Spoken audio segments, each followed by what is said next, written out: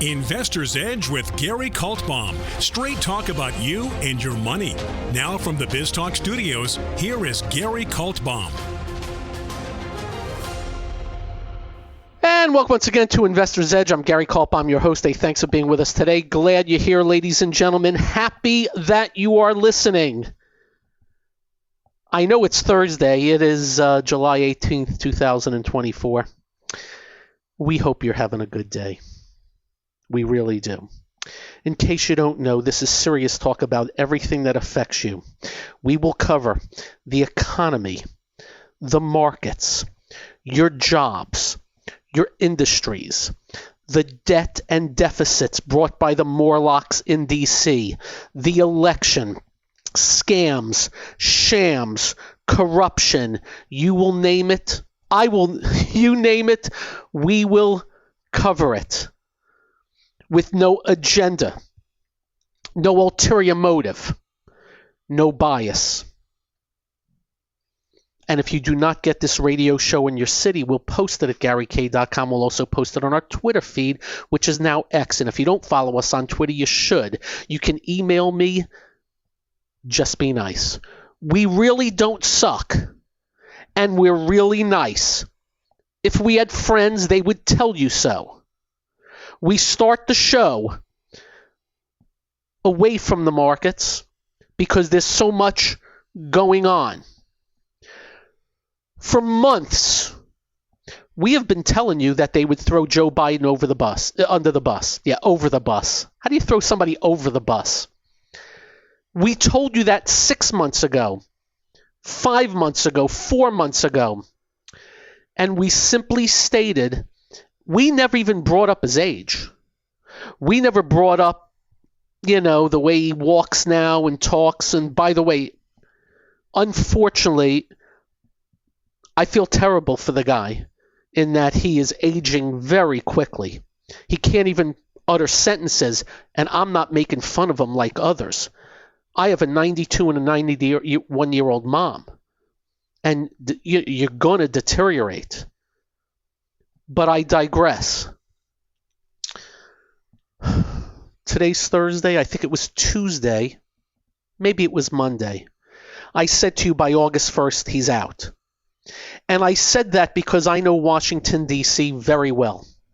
I'm not from D.C. I've never been a politician, but I've studied them. I've also studied the media. And let me explain the media and Washington, D.C. They have colluded throughout the years. They have colluded on messaging, on stories, and on blacking things out. For instance, for 3 years, immigration was never brought up, even though millions and millions flock through the border illegally. And by the way, it's illegal. The media finally started talking about immigration because they got a message from Biden to talk about immigration. That's how it works.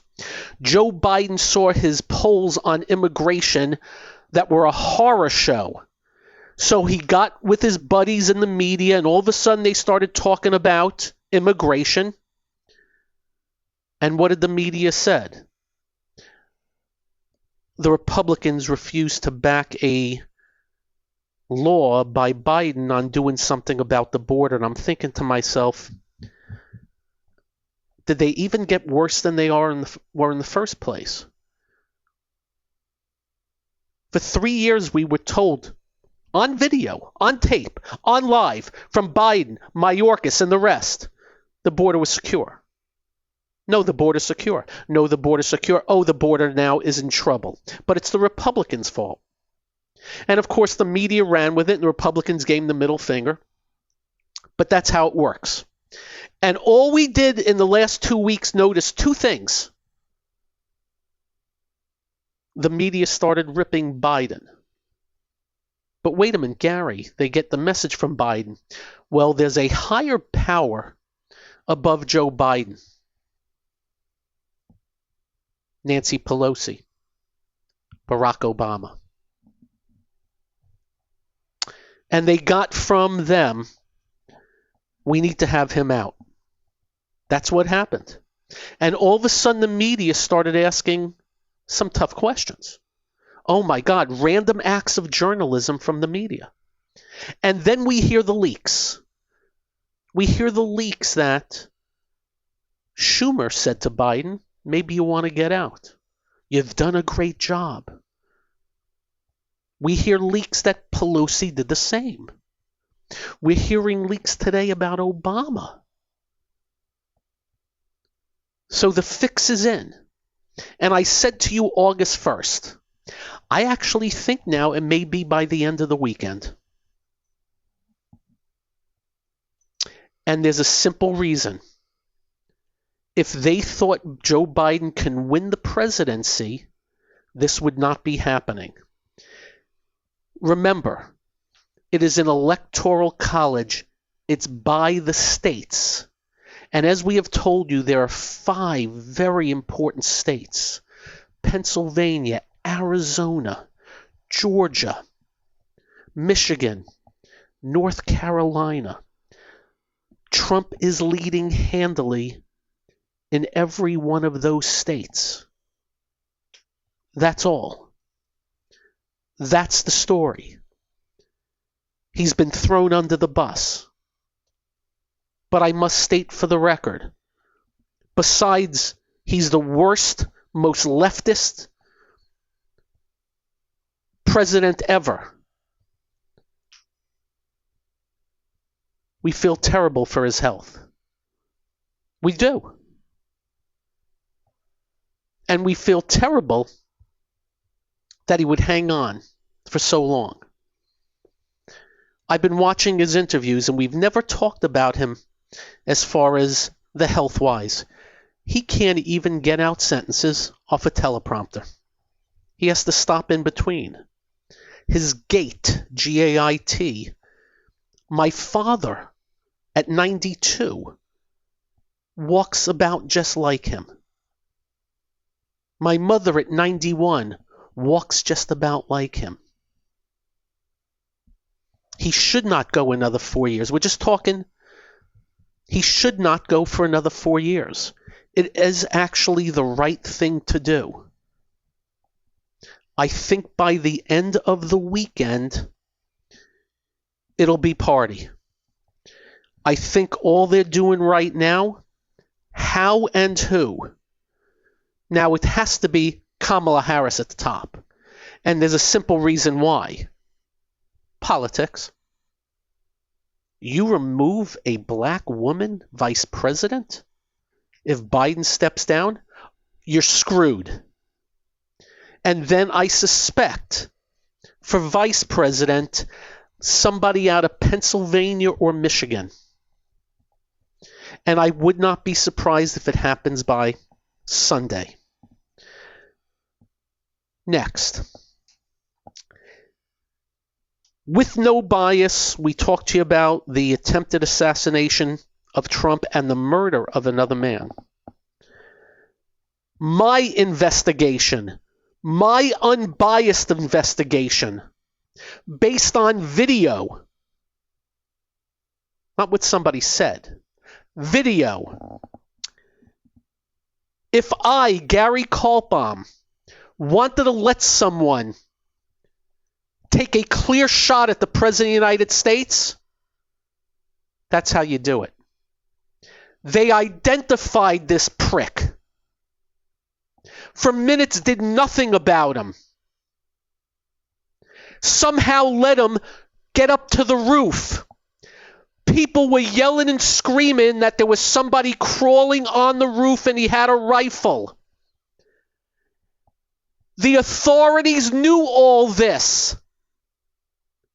And they still let the president be a sitting duck?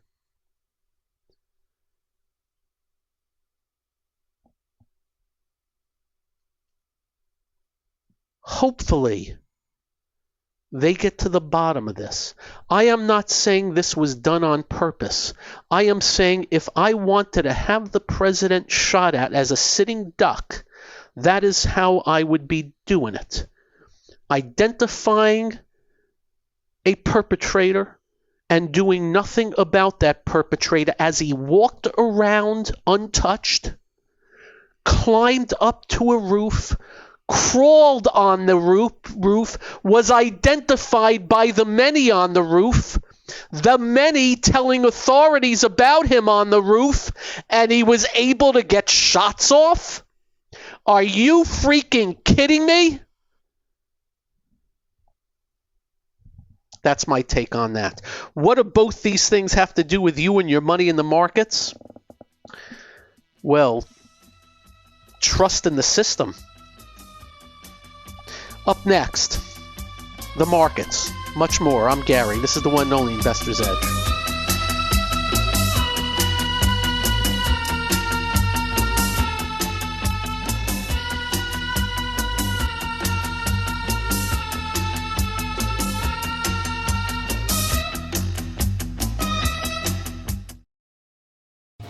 Hi, I'm Gary Kaltbaum, host of the nationally syndicated radio show Investor's Edge. We're not just handsome radio people. We manage investors' money for a living, specializing in fee-based discretionary money management. No big commissions, just a fee on the assets that's managed. We also provide a full range of personalized services, including retirement planning, fixed income, and educational needs, all to assist you in achieving your financial goals. Understanding not all individuals have the same needs, we'll carefully evaluate your personal goals to determine a proper investment strategy. If your current approach to investing is not getting you to where you would like to be, call us to make an appointment for a complimentary portfolio review. The number to call is 888-422-5559. That's 888-422-5559. That's 888-422-5559. Investment advisory services offered through Kaltbaum Capital Management. It's time to switch on the integrator units and get the brain cells working. You're listening to Hey, this promises to be fun. Investor's Edge The last bastion of quality programming. with Gary Kaltbaum. It doesn't get better than this.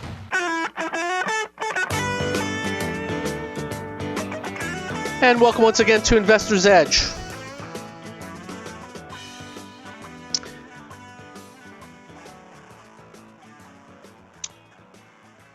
As a Jew and as an American, I was very happy to see at the Republican convention they had families of hostages speak, and the audience spoke in unison about freeing the hostages. If at the Democratic National Convention they don't, you can fill in the blank. My last thought on that, because speeches are speeches. President Trump, by the way, will be speaking tonight. His speech, we are being told that he changed the whole speech from attack dog to unification.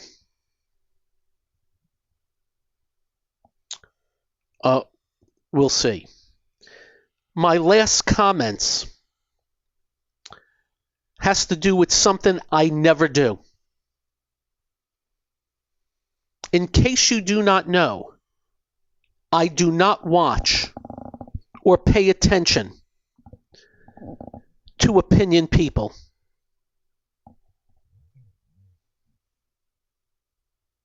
On either side of the aisle. Why? Because as I have told you, on either side, if the other side does something good, they don't mention it. If the other side does something bad, they rip them to shreds, and vice versa. So we believe there is nothing to gain out of that. I never watch. Last night, I turned on a channel called MSNBC. And it is a very left channel, far left. They were covering the Republican National Convention. I would say this to their face. Slime would be too good to define people that as the families of the hostages started speaking, they left the speech. One of the women compared Joe Biden's heroism of fighting COVID versus what Trump did upon being shot. These people are ill. And I do know that all of them are in the tank to a certain extent. But there should be moments in time of a little humanity and just what we call here, just do the right thing. Just do the right thing. I watched for about 10 minutes, and I'm a pretty even-tempered dude.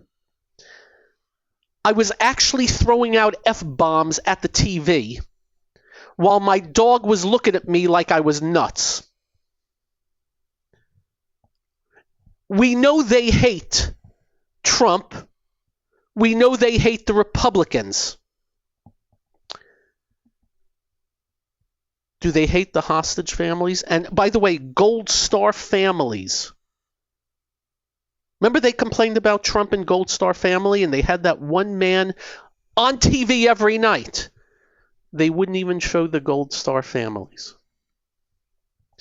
MSNBC.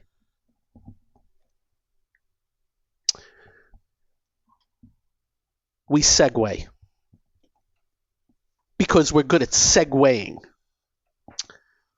Number one, Netflix reported earnings after the close. One of those important names closed at $6.43. I have it at $6.24 in the aftermarket, down $19. It already broke the 50-day moving average. By the way, it was as low as $6.10 about 5 minutes ago. So that's just Netflix.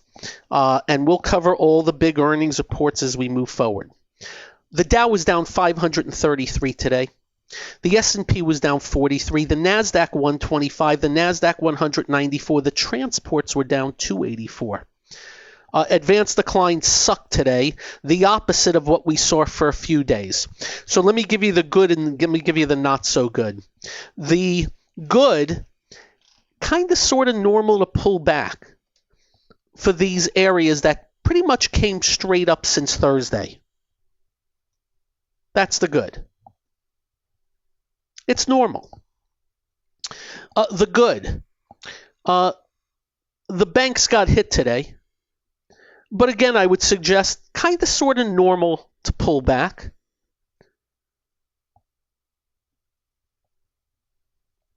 The not so good. I'm not so sure I like the way it's pulling back. The not so good. Technology. They busted up a lot more names today, as we have warned you about technology stocks. That while the broader market picked up starting Thursday, technology. NASDAQ dropped 600 yesterday. 512 NASDAQ 100, 600. The only good thing I can tell you is the NASDAQ was down 125. It was down 200, I do believe. But the NASDAQ was up early, so they sold into it. The NASDAQ 100 down 94 was up early, so they sold into it. I am a big believer in reality, and I am a big believer in physicality of the markets. Not what somebody thinks, what somebody sees, not somebody with a target, don't worry, everything's okay type of thing. Not thrilled with how it's pulling back just yet, though, okay. I'm not going to call it a day just yet. We'll give it a shot here in the next few days to resolve itself. We'll see. back on the good front, but not so good. The semiconductor index, the all-important, went down to the 50-day moving average today within 8 points. And mind you, this is something that trades at around 5,400. And it bounced off of it. That's the good news. The bad news is it just came down from 5,900. So it'd be normal to bounce after getting very oversold. We'll see how it plays out. Next point is we are in the midst of earnings season. And I will promise you this. Some stocks that act like crap are going to gap up, and stocks that act great are going to gap down. Stay tuned. More on the markets. I'm Gary. This is the one and only Investor's Edge.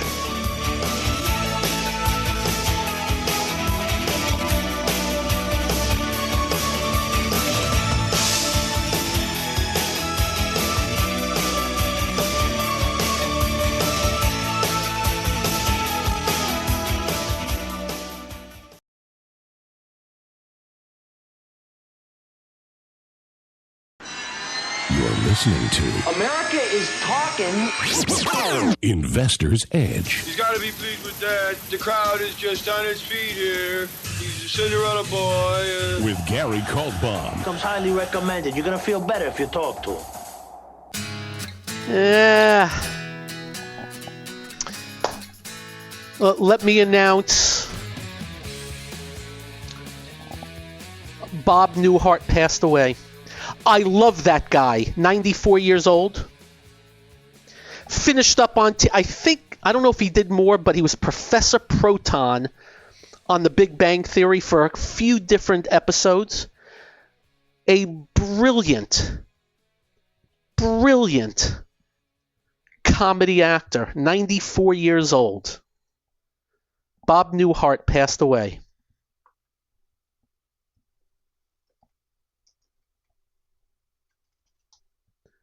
I'm also being told, and I'm about to confirm,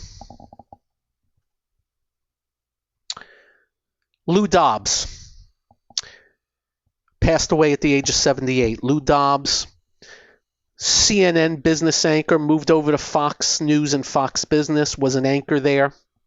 Left, I think, a few years ago. He was the nicest person to me. I didn't know him really personally. I only met him on set a few times, had some conversations with him in the green room. A sweetheart of a guy, at least to me. So, boy, oh boy. Yes, he passed away. And President Trump announced it.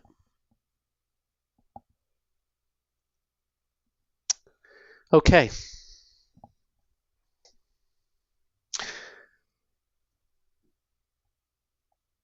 I am in right now. We segue back. I'm in no man's land with the markets. And here's what I mean.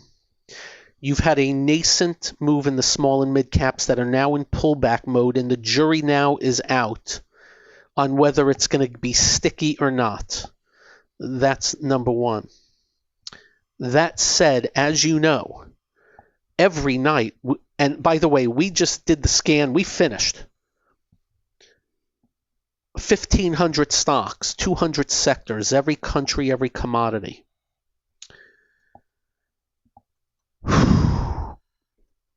We're big believers in tech and growth, semiconductor, software.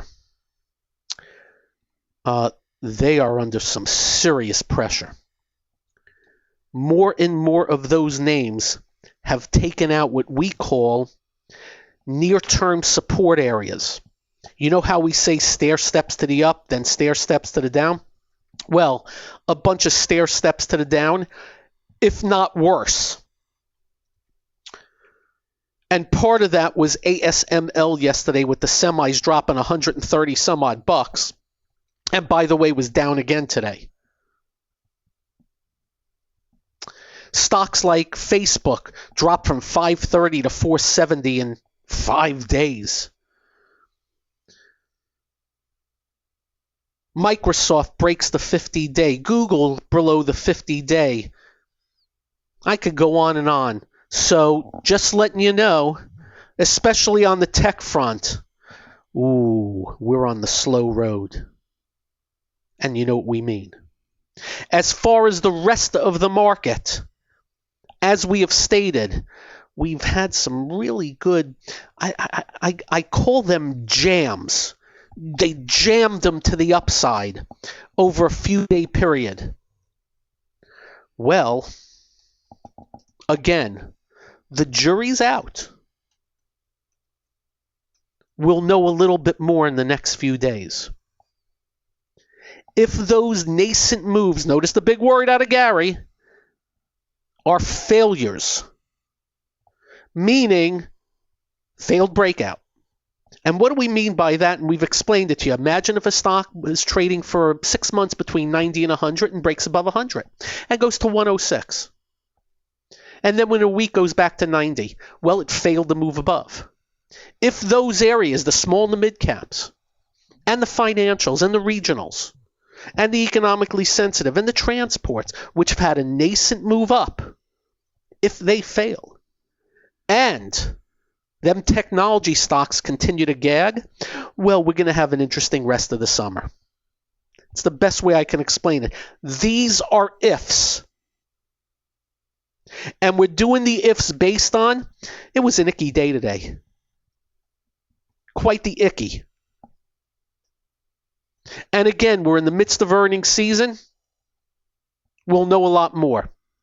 By the way, Netflix that hit 610 in the aftermarket, down from 643, is at 630. Still down $13, but that can change also. Netflix had just went from 697 to a close of 643 today. That has been part of what we call the deluge that has happened for some of these growthy type names as of recent. What I'm going to be watching for is the semis. The semiconductor index, when you have a chance tonight, you will see the SOX held within 8 points and bounced off of it. You will see that NVIDIA got very close to it and bounced, as well as a few others. That will need to be sticky. May I state that for the record? When I scan tonight, I am pretty sure, and we already did, but we do a double. I'm not going to find what we call very buyable, great-looking launching pads. But we seek on a daily basis, and eventually things will show up. I will say this, the housing stocks were very strong today, though some reversed, but D.R. Horton up $16 today. Big move recently on their earnings, which, by the way, were only up 5% and revenues up 2%, which comes under the guise again of, I don't understand some of these moves. Maybe they said something good. I don't know. Gold pulled back a little bit today. Not a biggie. Again, more names, what we call cracked on a short-term basis. And then you have Domino's Pizza. And we always talk about, and we don't take on anybody individually. We hate when people say think long-term. It should be think long-term, but as long as what you're holding is working long-term. Domino's Pizza hit a high of $5.42 recently. It closed at $4.09 today, down $64 on their earnings report. And I bring that up because I'm always looking on how would I avoid that. The sell signal on Domino's Pizza was on the date of, if I can get my little thingamabob here to stick on my computer, and it doesn't want to. Oh well. Yeah. July 1st When it broke the 50-day moving average at 514 that day, it closed at 504. There was your sell signal. And due to the fact Chipotle had broken down, which was a strong restaurant, and a lot of restaurant stocks were already in a bear market, it was pretty much a gimme. If we owned it, we would have sold it. 504 to 409. And by the way, of course, we're Monday morning quarterbacking here because it's 409. What if it gapped up $60? Well, this commentary is based on it didn't gap up. And when you get signals that have worked so well in the past, you probably want to listen to them signals. Notwithstanding earnings reports that we're going to be getting into the thousands as we move forward. After the close today, Intuitive Surgical is up nicely. Netflix is down some. PPG Industries, let's see what that's doing. Down about $5, no big deal. Tomorrow will be, I think we're going to get Crocs soon. Tomorrow we're going to get American Express. And based on my bills, that should probably do well. Comerica, Travelers, couple of big oils in Schlumberger and Halliburton. And then next week, I think I get 15 pages of earnings reports. And then I believe the week after is the Amazon, Apple, and all that other fun stuff. Which, by the way, Amazon at the close today broke the 50-day moving average. Apple did not, but that gagged for almost $5 today. Up next, this, that, and the other thing, whatever else. I'm Gary. This is the one and only Investor's Edge.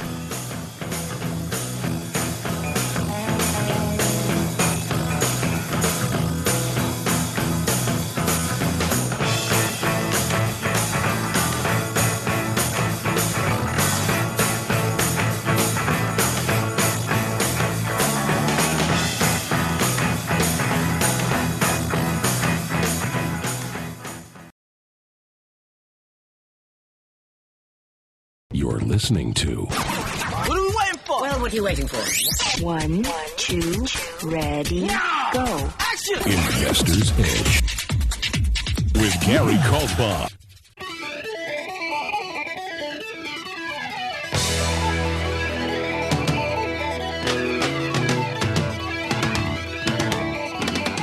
And welcome once again to Investor's Edge. You know, I've been talking to you about my parents, 92 and 91, and they're self-sufficient. She cooks for them and all that, but she took like what I would call a leg down in the last couple of weeks. Needs oxygen, and I has to walk around with a big oxygen tank and all that, and you can just tell. And we're now in trying to convince mode, and we really don't want to because it's heartbreaking. You go through life and you go through these different moments in time, and until you experience them, you don't know what others experience.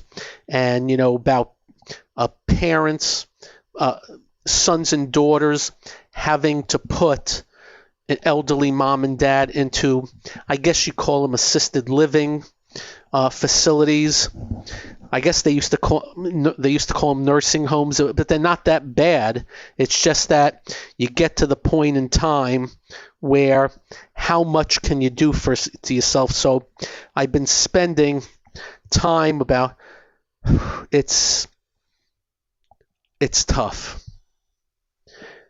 I cannot begin to tell you how tough it is, because you've lived your life with people that were strong, vital. All I think about my father is down and out, pump it, go long. When I was young, we used to play touch football in the street, and he would QB, I'd be the wide receiver, down, out, pump it, go long. And he was a great athlete. My father almost made it to the big leagues, military man. And you just see he's, lost a lot of muscle mass because of age, and you just see that. It's just very tough. We're hoping that we can stave off having to, hey, you've got to do this. They love their place that they live. They have their own, schedule on a daily basis. He eats lunch every day at 1:30. He knows same breakfast, same lunch every day, mixes it up for dinner the same time. And I can't begin to tell you how emotional this is, but I'm pretty sure by the amount of emails I have been getting from all of you out there that you've all experienced this at a given moment in time. And I've always heard it from other people, but until you've experienced it, it's not that it's meaningless, but it does not carry weight until you had got to that point. As I have said to you, my brother's been the hero, and he's been handling everything. He's pretty much living there at this juncture. It's worked out pretty well. Even he's saying, I don't know if I can keep it up. He's been like the marathon man. If my father needs help at 2 a.m, my brother. Middle of the day, my brother. We'll keep you, informed on it just to let you know, because we know a lot of you have gone through it, and if you have any input, and we know a lot of you will go through it going forward as we all age. And it pretty much one of the most difficult times I have had in my lifetime. I'm just keeping fingers crossed that they can stay where they are. I just don't know how at this time. I think maybe the first move is to get a full-time, but I don't know if that works. We'll see. Anyway, I appreciate a lot of input you guys have given, you guys and gals. I don't think there's any secret elixir to this. That's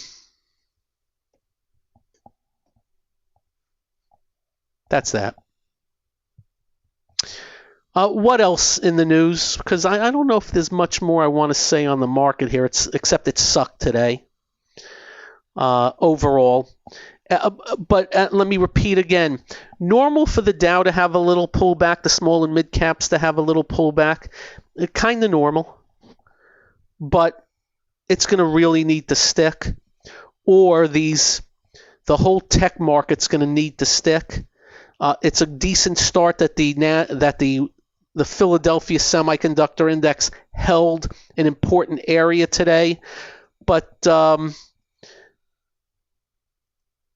it's going to need to hold. And as you know, we do believe the economy has been softening. That's why we've been weirded out about this move in transports and things like that. Maybe it's just one of those things with the market, because all the little tidbits that I get on the economy, I got news for you. We'll see if we have issues. I think in certain areas we do.